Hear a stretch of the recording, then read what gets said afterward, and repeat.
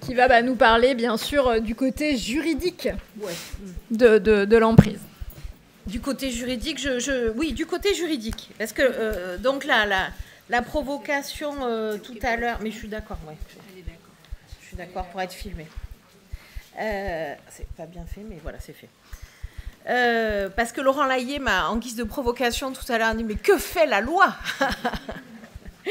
Que fait la loi? Alors, oui, la loi, le droit... alors, j'ai l'habitude de dire qu'on nous a enseigné le droit, mais que moi, ce que je fais, c'est surtout du tordu, quand même. Hein, donc, que les choses soient bien claires entre nous et qu'on essaye de faire avec tout ça ce qu'on pourrait appeler des impératifs contradictoires, hein, c'est-à-dire du droit et du tordu, et essayer de faire en sorte que tout ça puisse se conjuguer parfois, et si possible harmonieusement. Vous imaginez le travail que je fais. Donc j'allais dire sur ce sujet tout à fait particulier, et c'est intéressant parce qu'on a tous des angles d'approche différents, et c'est pour ça que cette journée est très intéressante, je trouve. Moi, j'ai écouté passionnée la première intervenante, Laurent Layet, et je vais aborder quelque chose d'un peu différent, un peu décalé par rapport à ce qu'on a entendu. Donc je vais vous parler et reprendre la question qui m'a été posée, que fait la loi. Je vais vous dire en fait surtout ce qu'on fait de la loi. Parce qu'une fois que la loi est posée, on peut en faire à peu près ce qu'on veut. Et qu'aujourd'hui, on est en train de faire quelque chose de la loi qui, moi, me semble tout à fait problématique. Alors, on ne sera pas d'accord, c'est pas grave, moi j'aime échanger, ou on sera d'accord, ou partiellement d'accord. Mais la question, c'est qu'on arrive à penser et réfléchir ensemble des questions qui sont des questions fondamentales. Alors j'entendais la première intervenante ce matin nous dire bon, on ne s'intéresse pas beaucoup à la question de l'emprise et par exemple en droit c'est compliqué, notamment chez le juge aux affaires familiales. Alors là, en droit de la famille, c'est pas tellement du droit, l'emprise c'est du fait, hein, c'est-à-dire comment un juge va essayer de déterminer ce qu'est l'intérêt de l'enfant et dans quelle situation il se trouve. Il se trouve que la question de l'emprise, le mot emprise, moi je vais vous parler que du droit pénal, est présent à une reprise quand même. Dans le code pénal, je vais vous la citer, mais ce n'est pas quelque chose qui va nécessairement nous intéresser aujourd'hui.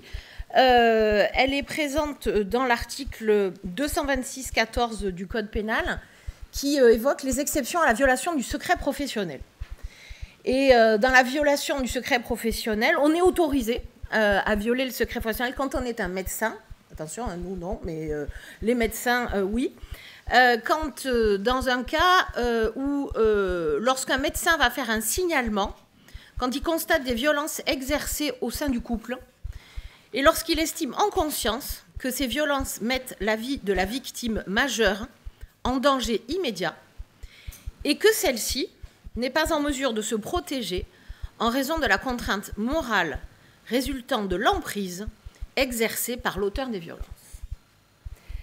Et là, je vous lis ce membre de phrase, « Contrainte morale résultant de l'emprise exercée par l'auteur des violences », parce que c'est là que l'emprise est un sujet colossal aujourd'hui en droit pénal français, c'est sur la contrainte morale. C'est-à-dire qu'aujourd'hui, la notion de l'emprise en matière de violence sexuelle est en train de, je n'allais pas dire défigurer, mais de modifier de façon extrêmement substantielle la question du viol. C'est pour ça qu'on n'a pas eu besoin de changer de la loi, mais on est en train de changer la façon dont on applique la loi. Et c'est ça dont je vais vous parler aujourd'hui, parce que ça pose quand même une légère difficulté en matière de sécurité juridique et de la façon dont on appréhende les situations. Donc aujourd'hui, nous, dans nos pratiques quotidiennes, enfin moi, je fais beaucoup de violences sexuelles, et donc cette question se pose aujourd'hui très souvent. On va aborder la question de la contrainte morale. Alors vous savez ou vous ne savez pas que l'agression sexuelle et le viol sont définis dans une section du code pénal à partir de l'article 222-22 du code pénal. Vous regarderez sur Légifrance, sur Internet, c'est très simple. Et en gros, la différence entre le viol et l'agression sexuelle, c'est la pénétration. L'agression sexuelle, c'est un délit qui relève du tribunal correctionnel. Le viol, c'est une pénétration subie ou agie, et elle est un crime qui relève de la cour criminelle, et lorsque c'est en récidive, qui relèvera de la cour d'assises ou en appel. Et il se trouve que le droit français définit l'agression sexuelle ou le viol, c'est-à-dire la violence sexuelle, comme le fait d'avoir imposé, on va dire, une atteinte sexuelle avec ou sans pénétration par contrainte, violence, menace ou surprise. Donc c'est très important parce que il faut comprendre donc, j'ai eu déjà l'occasion de le dire ici, que la base du droit de la violence sexuelle en France, c'est le refus. Et c'est comment on passe outre un refus par violence, menace, éventuellement contrainte, là c'est pour éviter un refus, et surprise également. Donc vous savez, la surprise, c'est Mazan, ça veut dire c'est soit un tout petit enfant qui ne sait pas à quoi il s'expose, soit la surprise, c'est également la soumission chimique, ou quelqu'un qui a trop bu, qui n'est pas en capacité de donner un consentement éclairé. Bon, la violence, c'est pas très compliqué, hein, vous avez compris, on vous frappe, on vous étrangle, il y a une menace avec une arme, ce genre de choses.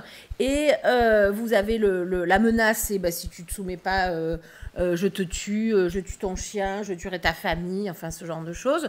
On a un glissement, c'est les jeunes, si tu ne le fais pas, je balancerai à toute la communauté le nude que tu m'as envoyé il y a 2 jours. Hein, ce qui devient quelque chose d'extrêmement sérieux, extrêmement courant, tout à fait dévastateur, et je vois qu'il y a des gens de la PJJ, enfin voilà, et ça c'est très, très, très efficace comme menace.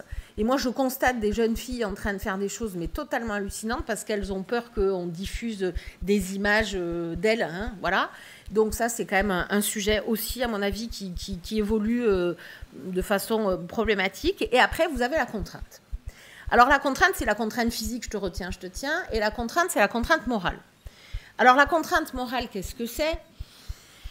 J'allais dire depuis quand même très très longtemps, dans le code pénal, la contrainte morale, alors c'est pas explicité dans le code évidemment, parce que vous n'avez pas des recettes toutes faites dans le code pénal, la contrainte morale, il a fallu qu'on se débrouille pour essayer de voir ce que c'était et comment ça pouvait fonctionner. La contrainte morale, par exemple, si on regarde le répertoire Dalloz, alors c'est sommaire, mais bon, c'est ça, on vous dit que c'est l'exploitation de la faiblesse, de la vulnérabilité de la victime pour la forcer à un acte sexuel. Ou pour l'amener, j'aurais dit, moi, à un acte sexuel. C'est pas du tout la même chose que la forcer. Parce que la contrainte morale, souvent, on va amener quelqu'un qui peut-être ne se sentira pas, à ce moment-là, ne se vivra pas comme forcé, justement. Donc, je pense que le répertoire Dalloz écrit des âneries. Bon, c'est pas grave. Mais les choses sont beaucoup plus subtiles que ça, justement. Et donc, depuis très longtemps, la jurisprudence avait déterminé un certain nombre de cas dans lesquels la contrainte morale allait un peu de soi. C'est-à-dire qu'on considérait qu'une contrainte morale pouvait s'exercer très facilement entre un adulte et un enfant. Quand il y avait une dissymétrie, si vous voulez, de position, de tout, qui faisait que manifestement c'était très difficile voilà, parce que certains petits malins avaient dit mais regardez, l'enfant était tout à fait d'accord, il a 12 ans, à 12 ans, des courants nous l'ont dit, écrit, on le sait hein, quand même, bon ça date un peu, mais enfin il y en a encore quelques-uns, on a le droit d'exprimer une sexualité, d'ailleurs les gens qui avaient lu la phrase que partiellement vous dites mais d'ailleurs l'enfant est un pervers polymorphe en oubliant le transitoire, enfin bon bref, tout ça. Et donc, on considérait quand même que non, quand même à 12 ans, quand le chef de la colo, l'arrière-grand-oncle, le copain de papa, ou voilà, disait quelque chose en disant c'est super, on fait tout ça en famille, regarde. Et puis ces gens vous disant mais moi j'ai pas été violent, j'ai pas été agressif, je n'ai pas été brutal. Alors voilà, expliquer que la violence peut être tout à fait symbolique, hein, et pas, ça n'a rien à voir avec la brutalité, et que ce genre de choses, il ne faut pas le faire. Et ça n'est pas parce que l'enfant ne s'est pas dérobé à l'acte sexuel, pas à la relation, parce que dans une relation, il faut être deux, hein, que pour autant, il était d'accord. Dans ces cas-là, il y avait nécessairement une contrainte morale, d'accord, qui était exercée sur cet enfant et qui était ressentie par cet enfant et exercée en connaissance de cause. Parce que ce qu'il ne faut pas oublier, pour reprendre je ne sais pas quel propos de tout à l'heure, c'est que, oui, Laurent disait tout à l'heure avec un peu de, ben oui, il faut prouver en gros l'intention de l'auteur. Et oui, c'est le principe du droit français. Hein, voilà, je suis désolée, mais aujourd'hui, il y a cette espèce de malentendu quand les gens disent, mais moi je suis victime, je me sens victime, mais absolument. Je veux qu'on me croie, mais on vous croit, il n'y a pas de problème. Mais il faut savoir que devant une juridiction, c'est l'inverse de on vous croit, parce que croire, c'est un acte de foi, c'est tenir pour acquis quelque chose qu'on ne vous a jamais démontré, sauf quelqu'un ici peut me faire la preuve de l'existence de Dieu, séance tenante, je ne suis pas sûre qu'on y parvienne en 2 minutes, mais ça veut dire que croire, ben, c'est dans des lieux de culte, c'est voilà, c'est tenir pour acquis quelque chose qu'on ne vous a pas démontré. Il faut savoir que devant une juridiction pénale, c'est absolument l'inverse qui se passe, d'accord ? C'est-à-dire qu'on doit démontrer, c'est-à-dire ne tenir pour acquis que ce qu'on a démontré, d'accord ? Donc même en matière de violence sexuelle, on ne déroge pas au droit de la preuve. Ça, c'est une chose. Et on ne déroge pas à des principes fondamentaux. Le droit pénal, quelqu'un ne sera déclaré coupable, même si quelqu'un d'autre se vit, se ressent et peut être objectivement victime de quelque chose, que si il a eu la volonté et la conscience de commettre un crime. C'est ce qu'on appelle l'élément moral d'une infraction. Il y a 3 choses pour qualifier une infraction. L'élément légal, il faut que ce soit interdit par la loi. L'élément matériel, il faut avoir commis le geste qui est interdit par la loi, d'accord ? Et en troisièmement, l'élément moral, c'est-à-dire l'élément intentionnel, c'est-à-dire ce qui va constituer le choix de transgresser, la faute. Parce que le droit pénal, c'est le droit de la peine, c'est-à-dire de la punition, et de la peine qu'on va infliger à quelqu'un pour réparer, en gros, la peine qu'il a fait, et surtout pour mesurer le poids de sa faute, et de sa faute morale. Et on commet une faute morale quand on choisit de commettre une faute morale. Ça n'est pas quelque chose qui se passe sans qu'on le sache, ou par inadvertance. Il existe aussi des infractions involontaires dans le code pénal, mais là, c'est autre chose. Donc, effectivement, même en matière de contrainte morale, il faut quand même faire la démonstration que l'auteur qui est poursuivi savait, avait conscience, a choisi et eu la volonté de mettre quelqu'un sous emprise ou de le contraindre moralement pour l'amener à faire quelque chose qu'il n'aurait pas fait sinon et qui est de l'ordre du viol. Alors là, ça devient quand même un tout petit peu plus compliqué.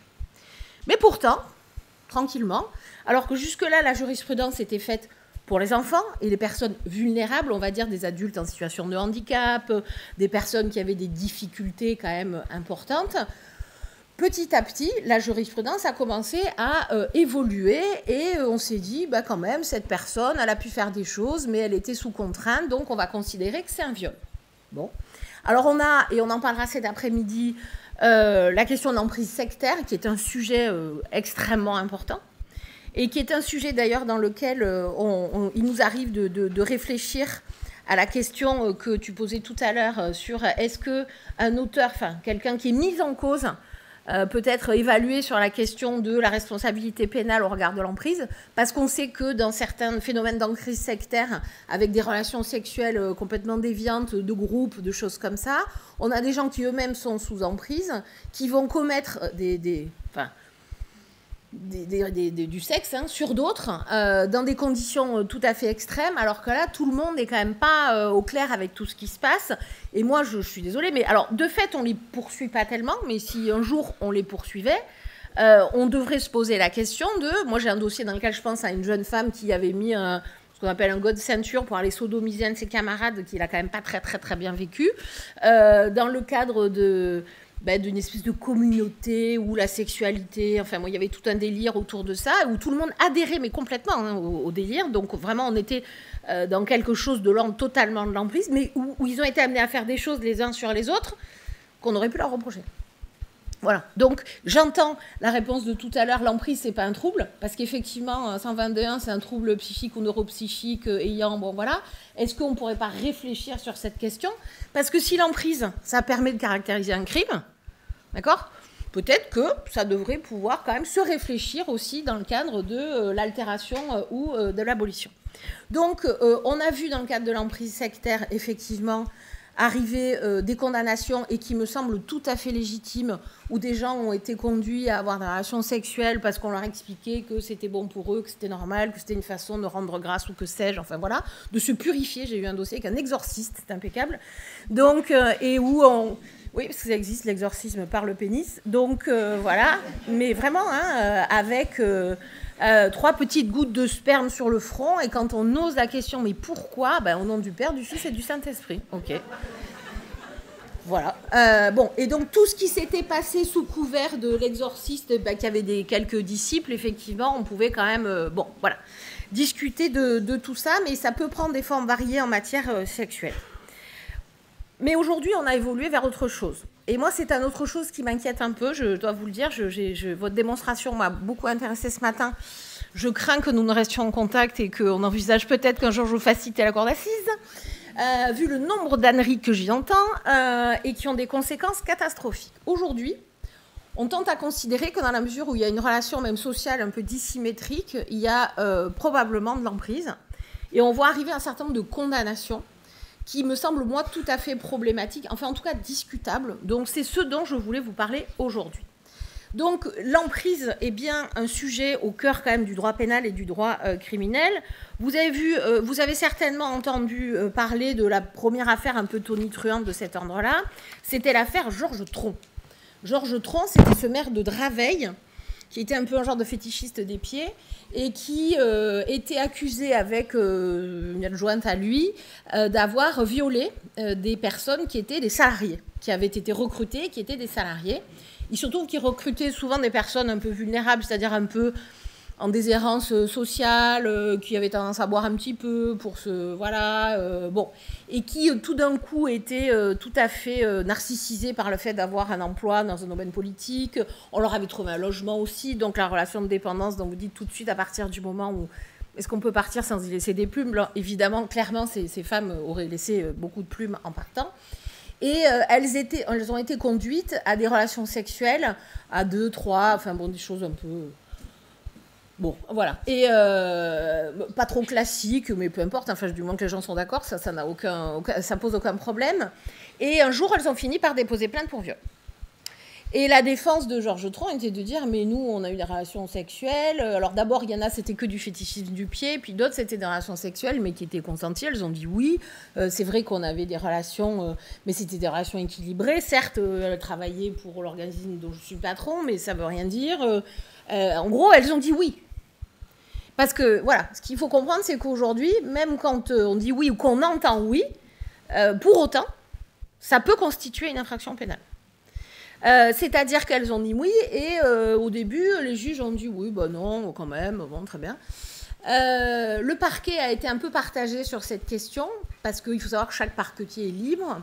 Il y avait eu des réquisitions non-lieu, puis il a quand même fini devant la cour d'assises. Et là, devant la cour d'assises, il a été condamné. Puis il a fait appel et il a été condamné à nouveau en appel pour viol. Parce qu'on a considéré quand même que, il y avait une contrainte qui avait été exercée sur ces femmes.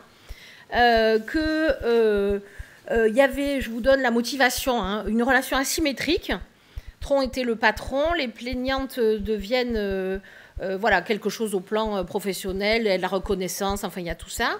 Il y avait des stratégies de recrutement particulières avec des femmes fragilisées. Et ils avaient en plus quand même réalisé quelques manœuvres pour se protéger, ce qui veut dire que tout ça était assis sur la peur, c'est-à-dire qu'ils avaient des dossiers. Comme le nude de la petite jeune de tout à l'heure dont je vous parlais. Voilà, il y avait dû avoir un truc ou deux avec des photos. Puis après, à la Charles Pasqua, j'ai des dossiers et j'ai moyen de terroriser les terroristes. Bon, c'est assez simple, hein, quand même, ça fonctionne pas trop mal quand même, la peur. Donc là... Je ne suis pas choquée, moi, franchement, qu'on ait pu dire qu'effectivement, elles n'avaient pas le choix.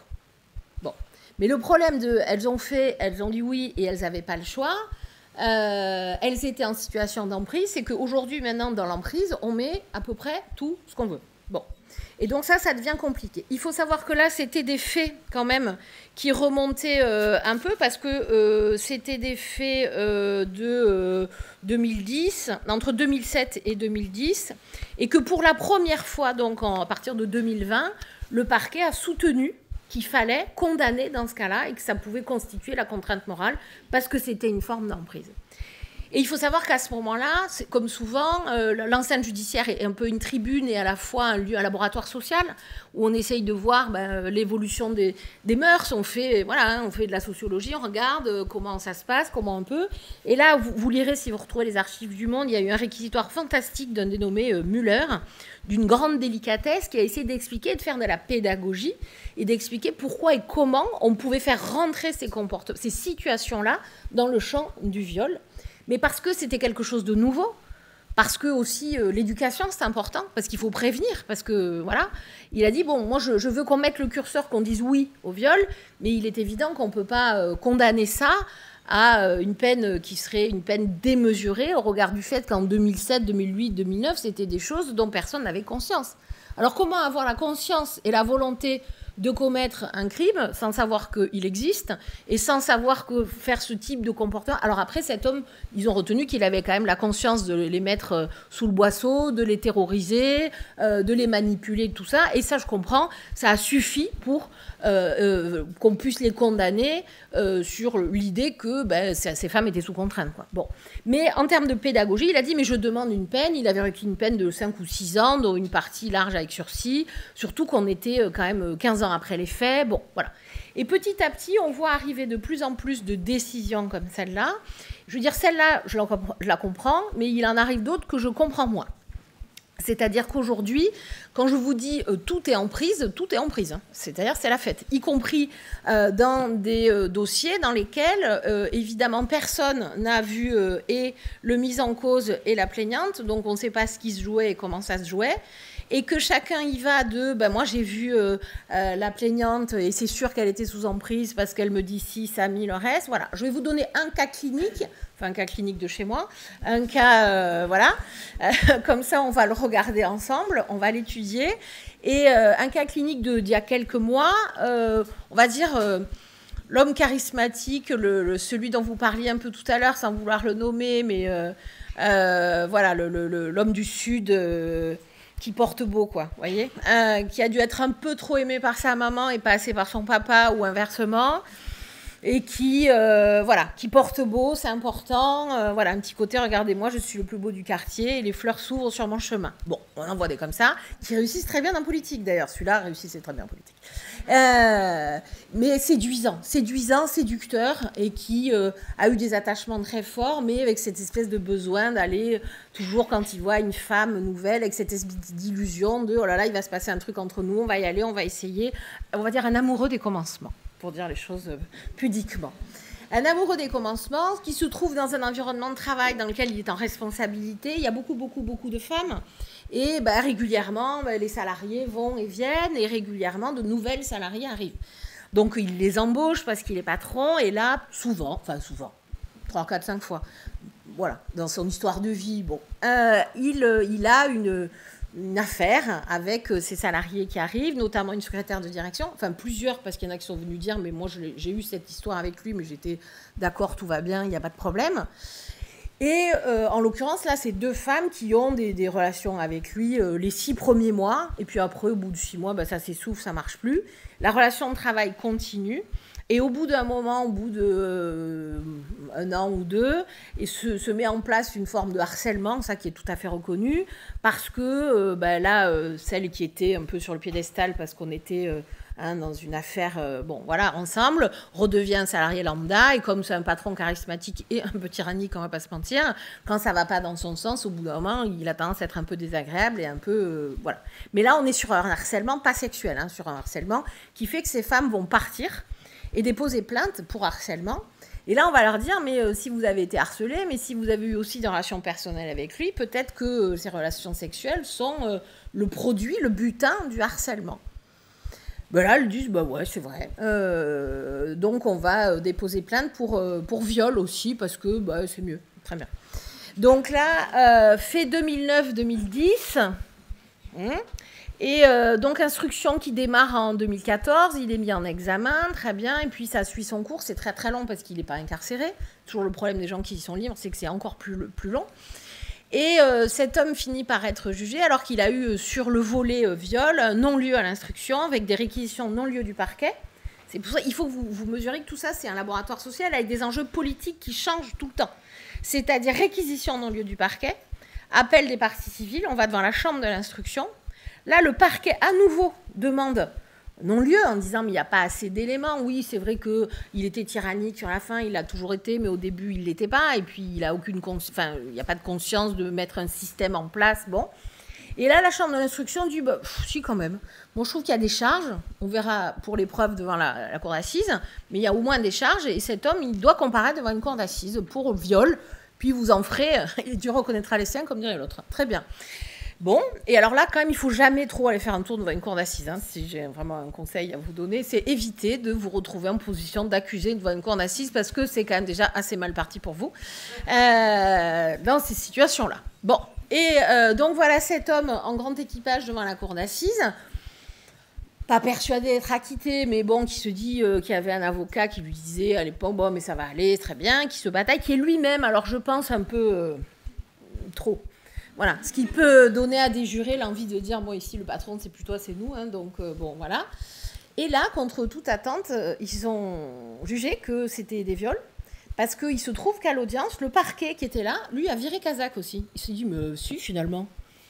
Ouais, moi, je trouve aussi que c'est des viols. Ah, ok. Bon, c'était une autre dame qui avait un ressenti différent des précédents procureurs qui avaient géré le dossier, pour vous donner une idée de la sécurité dans laquelle on se trouve, hein, quand même. Et elle dit non, mais moi je vais requérir, je trouve que c'est un très très saltique, c'est très très grave, et elle requiert 12 ans de réclusion criminelle. Mais ouais, 12 ans de réclusion criminelle, 12 ans après les faits, parce que, voilà, très bien. Et là, bon, petit effritement, on plaide, enfin, il plaide, c'était pas moi, mais enfin, il plaide l'acquittement, et là, il prend quand même un immeuble sur la tête, il est condamné à 10 ans de réclusion criminelle. Voilà. Donc, il fait appel. Et là, ça va discuter en appel, un peu de tout ça, de la question de l'emprise, sachant qu'en appel, on a vu arriver des psychologues qui avaient vu, des experts psychologues qui avaient vu les plaignantes, qu'elles appelaient les victimes, hein, parce que bien sûr, autant avoir déjà jugé ce qui s'était passé, avant même d'avoir commencé un procès, c'est mieux, veut dire nous dire, mais au moment des relations sexuelles, ces femmes étaient complètement sous emprise. Alors moi je dis, mais bon là j'y étais un peu, on appelle ça. Je dis, mais pourquoi, comment? Parce que ce qui m'intéresse, je m'étais un peu renseignée sur le sujet, c'est-à-dire qu'est-ce qui constitue l'emprise, qu'est-ce qui fait pour vous que cette femme n'était plus un sujet et plus en situation de pouvoir refuser? Parce qu'elles étaient allées à l'hôtel, il y avait des week-ends, il y a des choses comme ça quand même. Voilà. C'est-à-dire qu'on est contributif à ce qui se passe. Donc on n'est pas dans quelqu'un qu'on traîne, voilà. Bon. Et me dit, mais oui, mais parce qu'en fait, il y avait... Et on me reprend toutes les catégories, hein. C'est-à-dire la séduction, oui, c'était le début d'une histoire. En même temps, il y avait soumis à un état de stress parce que ces gens travaillaient beaucoup. Donc, elles étaient en état de stress. Que lui, alors c'est un patron à l'ancienne ou à maintenant, c'est-à-dire qu'il vous pense à un truc à 22h et vous appelle, hein, ça c'est sûr, ou machin. On considère que ça, c'est un gros stress et que c'est pas facile. Qu'il est désorganisé dans son travail, donc ça majore encore l'effet du stress. Et on nous a dit, mais comme elles travaillaient beaucoup et qu'elles avaient quand même des relations personnelles avec lui, elles déjeunaient avec lui, tout ça, il prend quand même trop de place. Et ces femmes étaient isolées. Donc l'isolement, ça c'est un signe. Vous dites, mais enfin, elles ne sont pas isolées, elles rentrent tous les jours chez elles, elles ont des maris, des enfants. Au travail, moi je prouve qu'elles déjeunent aussi avec d'autres gens, qu'elles envoient des SMS à d'autres. Enfin, elles se parlent, quoi. Elles sont pas, c'est pas des gens ratatinés qui n'ont plus aucun lien social. Mais ça, on nous a dit que c'était de l'isolement. Voilà, très bien. Et donc, une fois que vous avez des experts psychologues qui vont dire, ça c'est de l'isolement, ça c'est comme ça. C'est compliqué on se bagarre en disant mais ça c'est impossible, vous pouvez pas dire que quelqu'un est décervelé parce qu'il travaille trop, ou alors on est quand même un certain nombre tout à fait décervelé, hein, pardon, mais bon voilà, et que donc à partir du moment où il est en stress, il est décervelé et qu'il veut pas décevoir son employeur, on me dit ah oui mais il y a une relation dissymétrique, c'est-à-dire qu'elle dépendait économiquement de lui, donc elle n'était pas en mesure de refuser, donc elles sont parties en week-end au resto, tout ça, mais parce que c'était le patron, qu'elles n'avaient pas le choix, qu'elles voulaient pas décevoir, que voilà, et ça constitue une relation de contrainte. Bon, alors déjà, moi, j'étais un peu étonnée. Je me suis dit, mais d'accord, mais comment lui, il pouvait avoir conscience que ces femmes étaient sous contrainte, dans la mesure où il a multiplié les relations dans sa vie, ça s'est toujours bien passé, que c'est un narcissique, mais pas le pervers, c'est-à-dire qu'il essaie d'être un peu content de lui, et que, évidemment, lui, il veut que les femmes l'aiment, quoi. Il veut être encensé, il veut se voir dans les yeux d'une femme, quoi. Bon, voilà. Donc, et comment lui, il a conscience qu'elle serait là, mais comme des objets décervelés, vides, sans volonté de le désirer, alors que lui, tout ce qu'il veut dans sa vie, c'est de désirer. C'est ça qui l'intéresse, c'est d'être désiré par des femmes.